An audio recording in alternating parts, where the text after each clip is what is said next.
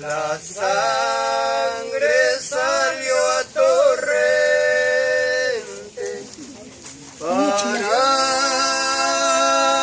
redimir al mundo y a la triste mísera gente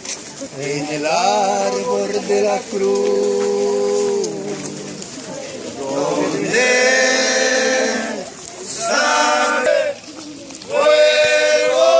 mar y tierra,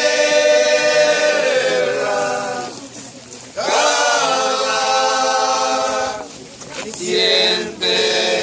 en su muerte con una lanza cruel,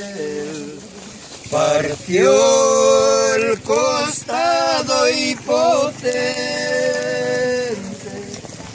salió